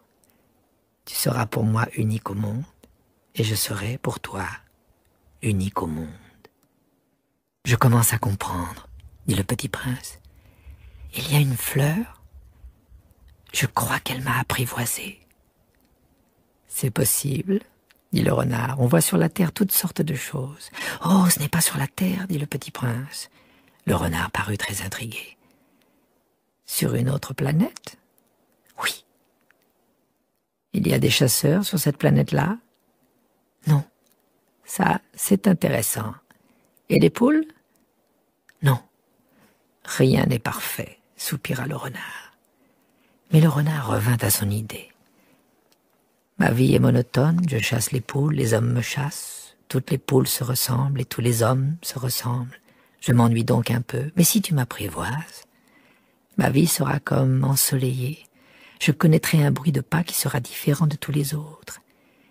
Les autres pas me font rentrer sous terre, le tien m'appellera hors du terrier, comme une musique. Et puis regarde, tu vois là-bas les champs de blé. Je ne mange pas de pain. Le blé pour moi est inutile. Les champs de blé ne me rappellent rien. Et ça, c'est triste. Mais tu as des cheveux couleur d'or, alors ce sera merveilleux quand tu m'auras apprivoisé. Le blé, qui est doré, me fera souvenir de toi. Et j'aimerais le bruit du vent dans le blé. Le renard se tut et regarda longtemps le petit prince. S'il te plaît, apprivoise-moi. Je veux bien, répondit le petit prince, mais je n'ai pas beaucoup de temps. J'ai des amis à découvrir et beaucoup de choses à connaître. On ne connaît que les choses que l'on apprivoise, dit le renard. Les hommes n'ont plus le temps de rien connaître. Ils achètent des choses toutes faites chez les marchands, mais comme il n'existe point de marchands d'amis, les hommes n'ont plus d'amis. Si tu veux un ami, apprivoise-moi. Que faut-il faire ? Dit le petit prince. Il faut être très patient, répondit le renard. Tu t'assoiras d'abord un peu loin de moi, comme ça, dans l'herbe. Je te regarderai du coin de l'œil, et tu ne diras rien. Le langage est source de malentendus, mais chaque jour tu pourras t'asseoir un peu plus près. Le lendemain revint le petit prince. Il eût mieux valu revenir à la même heure, dit le renard. Si tu viens par exemple à 4 heures de l'après-midi, dès 3 heures je commencerai d'être heureux. Plus l'heure avancera, plus je me sentirai heureux. À 4 heures déjà je m'agiterai et m'inquiéterai. Je découvrirai le prix du bonheur. Mais si tu viens à n'importe quand, je ne saurai jamais à quelle heure m'habiller le cœur. Il faut des rites. Qu'est-ce qu'un rite ? Dit le petit prince. C'est aussi quelque chose de trop oublié, dit le renard. C'est ce qui fait qu'un jour est différent des autres jours, une heure des autres heures. Il y a un rite, par exemple, chez mes chasseurs. Ils dansent le jeudi avec les filles du village. Alors, le jeudi est jour merveilleux. Je vais me promener jusqu'à la vigne. Si les chasseurs dansaient n'importe quand, les jours se ressembleraient tous, et je n'aurais point de vacances. Ainsi, le petit prince apprivoisa le renard.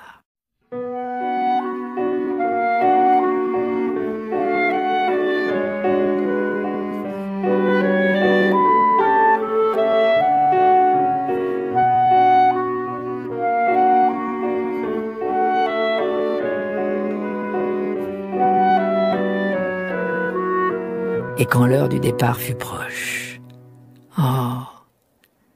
dit le renard, « je pleurerai. »« C'est ta faute, » dit le petit prince, « je ne te souhaitais point de mal, mais tu as voulu que je t'apprivoise. »« Bien sûr, » dit le renard. « Mais tu vas pleurer, » dit le petit prince. « Bien sûr, » dit le renard. « Alors tu n'y gagnes rien. »« J'y gagne, » dit le renard. À cause de la couleur du blé. Puis il ajouta, « Va revoir les roses. Tu comprendras que la tienne est unique au monde.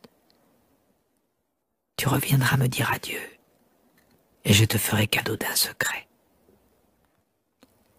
Le petit prince s'en fut revoir les roses.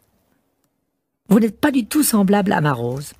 Vous n'êtes rien encore, leur dit-il. Personne ne vous a apprivoisé, et vous n'avez apprivoisé personne. Vous êtes comme était mon renard. Ce n'était qu'un renard semblable à 100 000 autres, mais j'en ai fait mon ami, et il est maintenant unique au monde. » Et les roses étaient bien gênées. « Vous êtes belle, mais vous êtes vide, leur dit-il encore. On ne peut pas mourir pour vous. Bien sûr, ma rose à moi, un passant ordinaire croirait qu'elle vous ressemble, mais à elle seule, elle est plus importante que vous toutes, puisque c'est elle que j'ai arrosée, puisque c'est elle que j'ai mise sous globe, puisque c'est elle que j'ai abritée par le paravent, puisque c'est elle dont j'ai tué les chenilles, sauf les 2 ou 3 pour les papillons, puisque c'est elle que j'ai écouté se plaindre, ou se vanter, ou même quelquefois se taire, puisque c'est ma rose. » Et il revint vers le renard. « Adieu, dit-il. »« Adieu, dit le renard. Voici mon secret. Il est très simple. On ne voit bien qu'avec le cœur.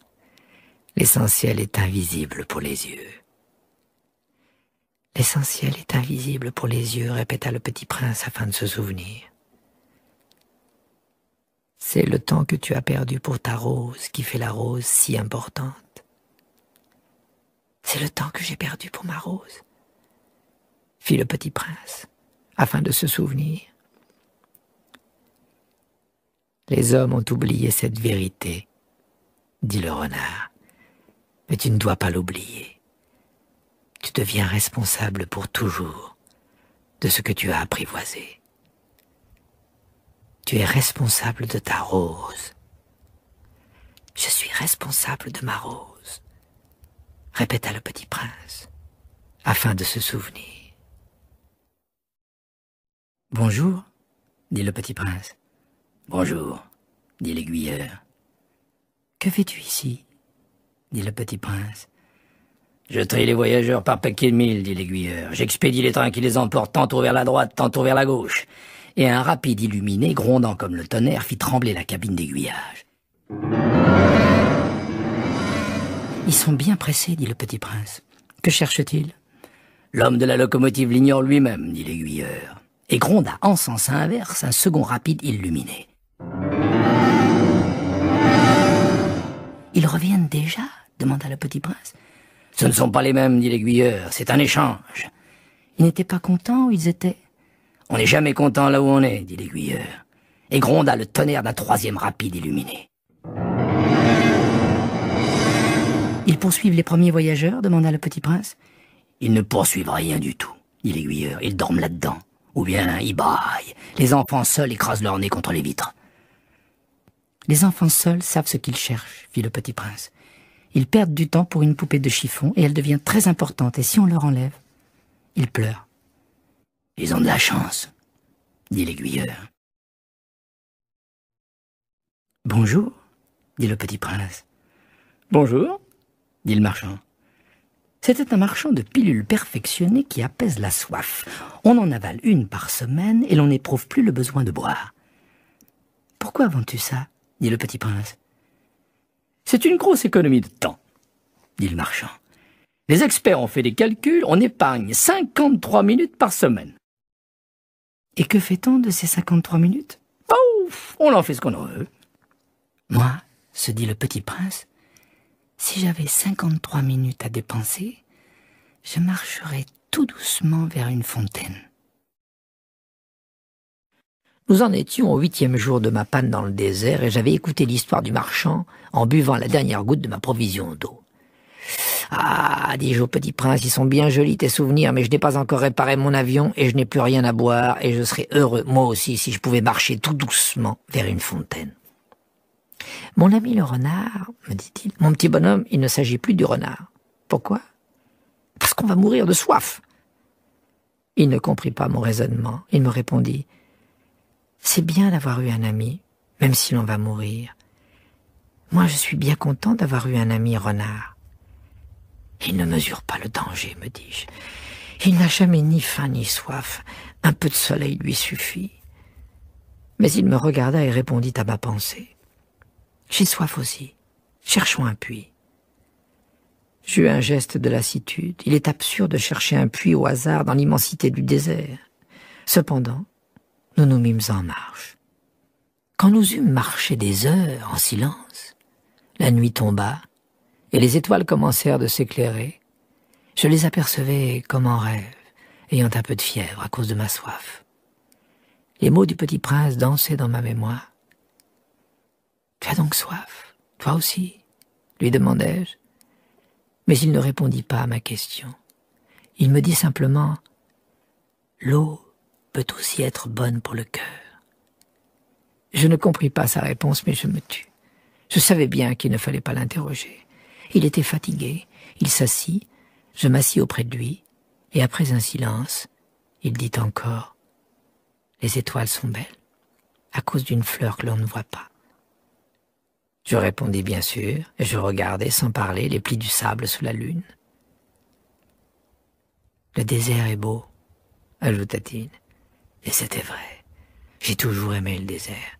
On s'assoit sur une dune de sable, on ne voit rien, on n'entend rien, et cependant, quelque chose rayonne en silence. Ce qui embellit le désert, dit le petit prince, c'est qu'il cache un puits quelque part.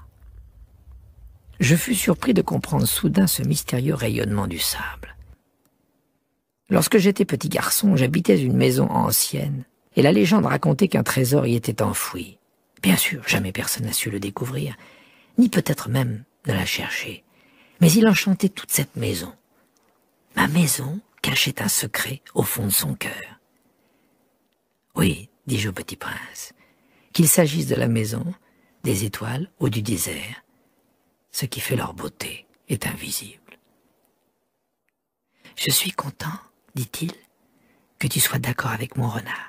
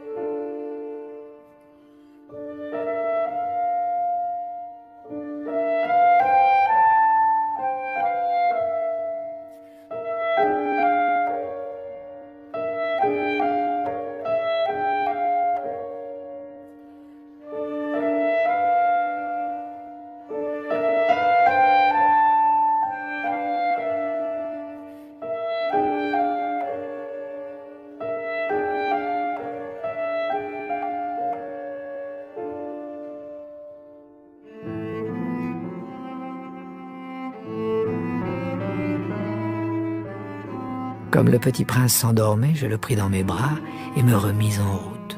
J'étais ému. Il me semblait porter un trésor fragile.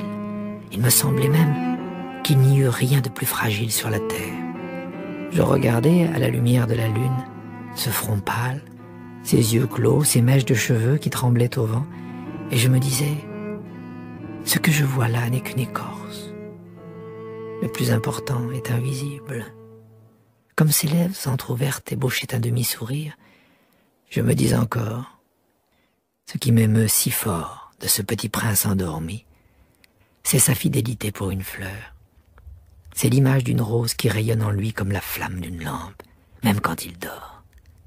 Et je le devinais plus fragile encore. Il faut bien protéger les lampes. Un coup de vent peut les éteindre. Et, marchant ainsi, je découvris le puits au lever du jour. Les hommes, dit le petit prince, ils s'enfournent dans les rapides, mais ils ne savent plus ce qu'ils cherchent. Alors ils s'agitent et tournent en rond. Et il ajouta, c'est pas la peine. Le puits que nous avions atteint ne ressemblait pas au puits saharien. Les puits sahariens sont de simples trous creusés dans le sable. Celui-là ressemblait à un puits de village, mais il n'y avait là aucun village, et je croyais rêver. C'est étrange, dis-je au petit prince. Tout est prêt, la poulie, le seau et la corde. Il rit, toucha la corde, fit jouer la poulie. Et la poulie gémit comme gémit une vieille girouette quand le vent a longtemps dormi. Tu entends, dit le petit prince. Nous réveillons ce puits et il chante.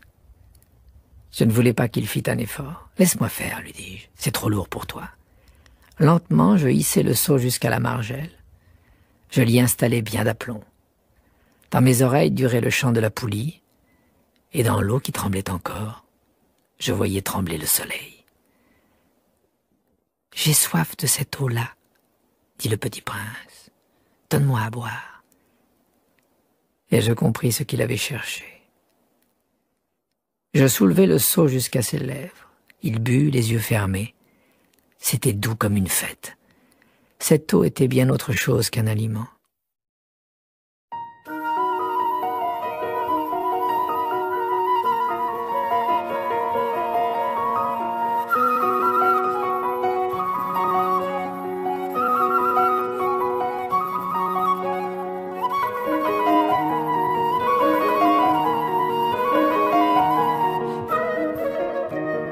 Elle était née de la marche sous les étoiles, du chant de la poulie, de l'effort de mes bras. Elle était bonne pour le cœur comme un cadeau. Lorsque j'étais petit garçon, la lumière de l'arbre de Noël, la musique de la messe de minuit, la douceur des sourires faisaient ainsi tout le rayonnement du cadeau de Noël que je recevais. Les hommes de chez toi, dit le petit prince, cultivent 5000 roses dans un même jardin, et ils n'y trouvent pas ce qu'ils cherchent. Ils ne le trouvent pas, répondis-je. Et cependant, ce qu'ils cherchent pourrait être trouvé dans une seule rose ou un peu d'eau. Bien sûr, répondis-je. Et le petit prince ajouta, mais les yeux sont aveugles. Il faut chercher avec le cœur. J'avais bu, je respirais bien. Le sable, au lever du jour, est couleur de miel. J'étais heureux aussi de cette couleur de miel. Pourquoi fallait-il que j'eusse de la peine? Il faut que tu tiennes ta promesse, me dit doucement le petit prince, qui de nouveau s'était assis auprès de moi. Quelle promesse? Tu sais, une muselière pour mon mouton. Je suis responsable de cette fleur. Je sortis de ma poche mes ébauches de dessin. Le petit prince les aperçut et dit en riant, « Des baobabs, ils ressemblent un peu à des choux. » Oh, moi qui étais si fier des baobabs. Ton renard, ses oreilles, elles ressemblent un peu à des cornes, et elles sont trop longues. Et il rit encore. Tu es injuste, petit bonhomme. Je ne savais rien dessiner que les boas fermés et les boas ouverts. Oh, ça ira, dit-il. Les enfants savent. Je crayonnai donc une muselière, et j'eus le cœur serré en la lui donnant. Tu as des projets que j'ignore. Mais il ne répondit pas, il me dit, tu sais, ma chute sur la terre, c'en sera demain l'anniversaire. Puis, après un silence, il dit encore, j'étais tombé tout près d'ici. Et il rougit. Et de nouveau, sans comprendre pourquoi, j'éprouvais un chagrin bizarre. Cependant, une question me vint. Alors, ce n'est pas par hasard que le matin où je t'ai connu, il y a 8 jours, tu te promenais comme ça, tout seul, à 1000 milles de toutes les régions habitées. Tu retournais vers le point de ta chute. Le petit prince rougit encore. Et j'ajoutai en hésitant, à cause peut-être de l'anniversaire? Le petit prince rougit de nouveau, il ne répondait jamais aux questions. Mais quand on rougit, ça signifie oui, n'est-ce pas? Ah, lui dis-je, j'ai peur. Mais il me répondit, tu dois maintenant travailler, tu dois repartir vers ta machine, je t'attends ici, reviens demain soir. Mais je n'étais pas rassuré, je me souvenais du renard. On risque de pleurer un peu si l'on s'est laissé apprivoiser.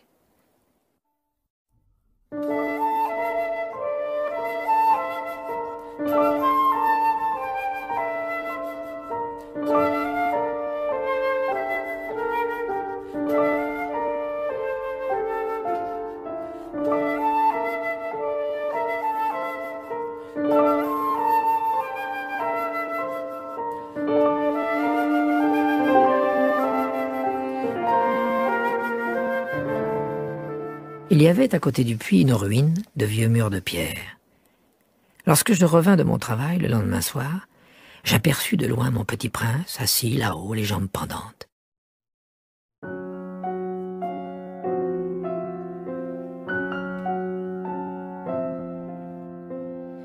Et je l'entendis qui parlait. « Tu ne t'en souviens donc pas ?» disait-il. « Ce n'est pas tout à fait ici. »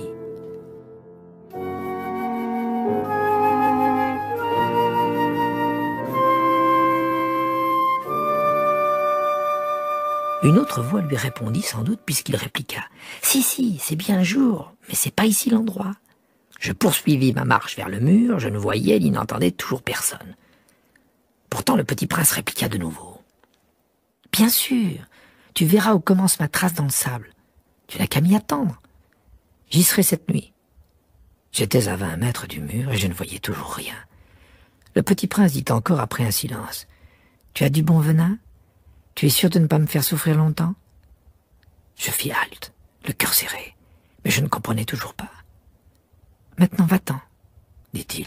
« Je veux redescendre. » Alors j'abaissai moi-même les yeux vers le pied du mur, et je fis un bond. Il était là, dressé vers le petit prince, un de ces serpents jaunes qui vous exécutent en 30 secondes. Tout en fouillant ma poche pour en tirer mon revolver, je pris le pas de course, mais au bruit que je fis, le serpent se laissa doucement couler dans le sable, comme un jet d'eau qui meurt, et, sans trop se presser, se faufila entre les pierres avec un léger bruit de métal. Je parvins au mur juste à temps pour y recevoir dans les bras mon petit bonhomme de prince, pâle comme la neige. « Quelle est cette histoire-là? Tu parles maintenant avec les serpents ?» J'avais défait son éternel cache-nez d'or, je lui avais mouillé les tempes et l'avais fait boire. Et maintenant, je n'osais plus rien lui demander.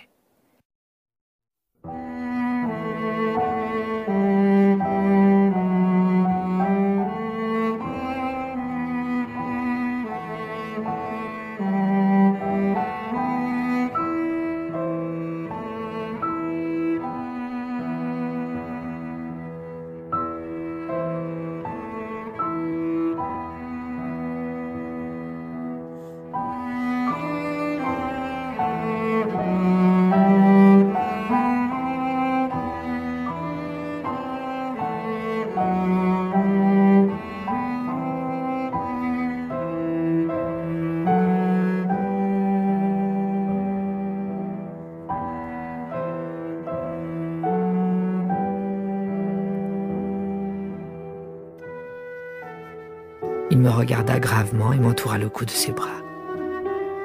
Je sentais battre son cœur comme celui d'un oiseau qui meurt quand on l'a tiré à la carabine. Il me dit « Je suis content que tu aies trouvé ce qui manquait à ta machine. Tu vas pouvoir rentrer chez toi. »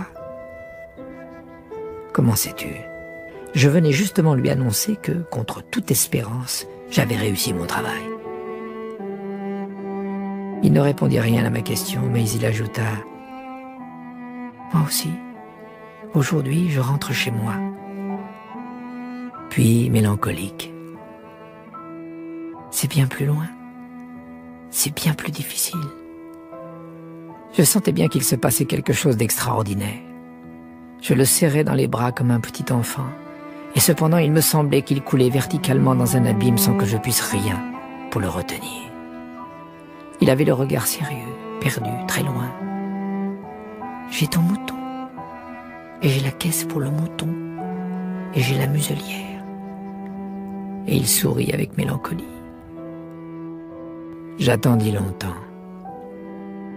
Je sentais qu'il se réchauffait peu à peu. « Petit bonhomme, tu as eu peur. » Il avait eu peur, bien sûr, mais il rit doucement. « J'aurais bien plus peur ce soir. » De nouveau, je me sentis glacé par le sentiment de l'irréparable. Et je compris que je ne supportais pas l'idée de ne plus jamais entendre ce rire. C'était pour moi comme une fontaine dans le désert. « Petit bonhomme, je veux encore t'entendre rire. » Mais il me dit, « Cette nuit, ça fera 1 an. Mon étoile se trouvera juste au-dessus de l'endroit où je suis tombé l'année dernière. » Petit bonhomme, n'est-ce pas que c'est un mauvais rêve, cette histoire de serpent et de rendez-vous et d'étoiles? Mais il ne répondit pas à ma question.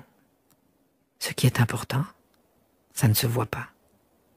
Bien sûr, c'est comme pour la fleur. Si tu aimes une fleur qui se trouve dans une étoile, c'est doux la nuit de regarder le ciel. Toutes les étoiles sont fleuries. Bien sûr, c'est comme pour l'eau. Celle que tu m'as donnée à boire était comme une musique, à cause de la poulie et de la corde. Tu te rappelles? Elle était bonne. Bien sûr. Tu regarderas, la nuit, les étoiles. C'est trop petit chez moi pour que je te montre où se trouve la mienne. C'est mieux comme ça. Mon étoile, ça sera pour toi une des étoiles. Alors toutes les étoiles, tu aimeras les regarder. Elles seront toutes tes amies. Et puis je vais te faire un cadeau. Il rit encore. Petit bonhomme. Ah, petit bonhomme, j'aime entendre ce rire. Justement, ce sera mon cadeau. Ce sera comme pour l'eau. Que veux-tu dire? Les gens ont des étoiles qui ne sont pas les mêmes. Pour les uns qui voyagent, les étoiles sont des guides. Pour d'autres, elles ne sont rien que des petites lumières. Pour d'autres qui sont savants, elles sont des problèmes. Pour mon businessman, elles étaient de l'or. Mais toutes ces étoiles-là se taisent. Toi, tu auras des étoiles comme personne n'en a. Que veux-tu dire?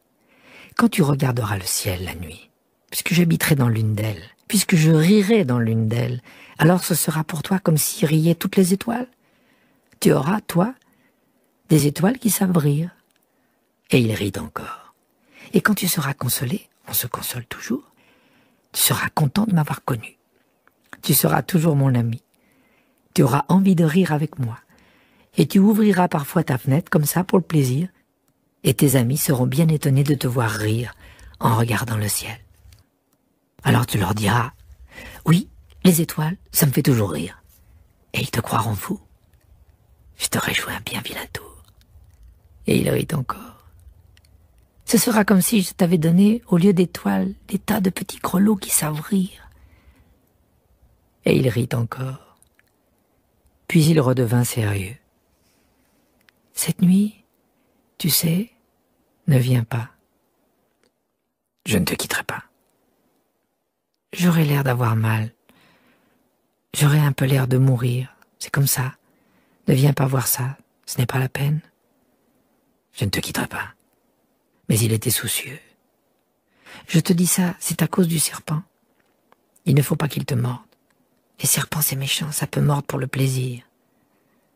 Je ne te quitterai pas. Mais quelque chose le rassura. C'est vrai qu'ils n'ont plus de venin pour la seconde morsure.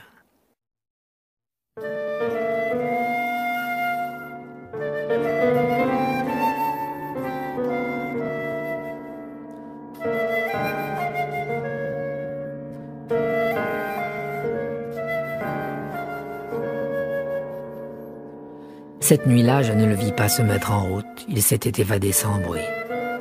Quand je réussis à le rejoindre, il marchait, décidé, d'un pas rapide. Il me dit seulement « Ah, tu es là ?» Et il me prit par la main. Mais il se tourmenta encore. « Tu as eu tort. Tu auras de la peine. J'aurai l'air d'être mort. Et ce ne sera pas vrai. » Moi, je me taisais. « Tu comprends, c'est trop loin. Je ne peux pas emporter ce corps-là. C'est trop lourd. » Moi, je me taisais. « Mais ce sera comme une vieille écorce abandonnée. T'es pas triste, les vieilles écorces. » Moi, je me taisais. Il se découragea un peu. Mais il fit encore un effort. « Ce sera gentil, tu sais. Moi aussi, je regarderai les étoiles. Toutes les étoiles seront des puits avec une poulie rouillée. Toutes les étoiles me verseront à boire. » Moi, je me taisais. « Ce sera tellement amusant. Tu auras 500 millions de grelots. J'aurai 500 millions de fontaines. » Et il se tut aussi, parce qu'il pleurait. C'est là. Laisse-moi faire un pas tout seul. Et il s'assit parce qu'il avait peur. Il dit encore, « Tu sais, ma fleur, j'en suis responsable. Et elle est tellement faible. Et elle est tellement naïve. Elle a 4 épines de rien du tout pour la protéger contre le monde. » Moi, je m'assis parce que je ne pouvais plus me tenir debout. Il dit, « Voilà, c'est tout. » Il hésita encore un peu, puis il se releva, il fit un pas. Moi, je ne pouvais pas bouger. Il n'y eut rien qu'un éclair jaune près de sa cheville. Il demeura un instant immobile. Il ne cria pas. Il tomba doucement comme tombe un arbre. Ça ne fit même pas de bruit, à cause du sable.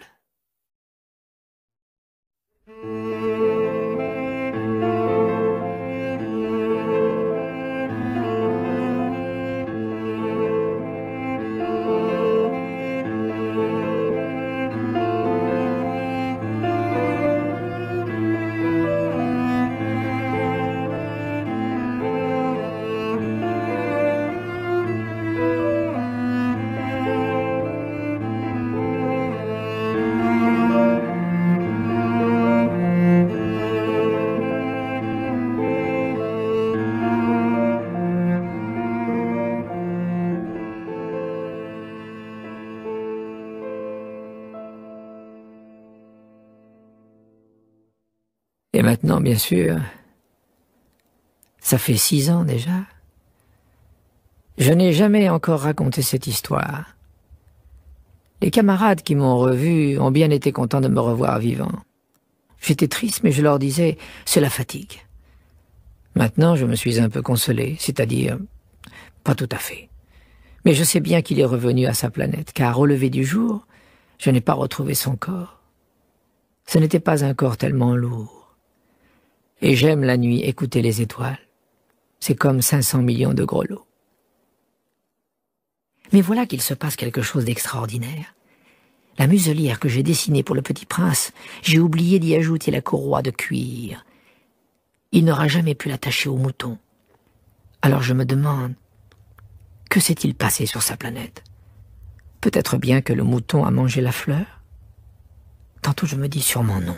Le petit prince enferme sa fleur toutes les nuits sous son globe de verre et il surveille bien son mouton. Alors je suis heureux, et toutes les étoiles rient doucement. Tantôt je me dis, on est distrait une fois ou l'autre et ça suffit. Il a oublié un soir le globe de verre ou bien le mouton est sorti sans bruit pendant la nuit. Alors les grelots se changent tous en larmes. C'est là un bien grand mystère. Pour vous qui aimez aussi le petit prince, comme pour moi, rien de l'univers n'est semblable si quelque part, on ne sait où. Un mouton que nous ne connaissons pas a, oui ou non, mangé une rose. Regardez le ciel, demandez-vous. Le mouton, oui ou non, a-t-il mangé la fleur? Et vous verrez comme tout change. Et aucune grande personne ne comprendra jamais que ça a tellement d'importance. Ça, c'est pour moi le plus beau et le plus triste paysage du monde. C'est le même paysage que celui de la page précédente, mais je l'ai dessiné une fois encore, pour bien vous le montrer. C'est ici que le petit prince a apparu sur terre, puis disparu.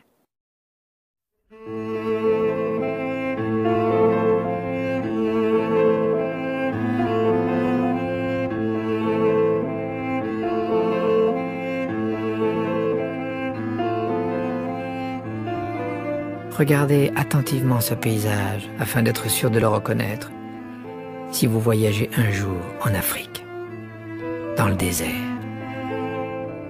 Et s'il vous arrive de passer par là, je vous en supplie, ne vous pressez pas. Attendez un peu, juste sous l'étoile.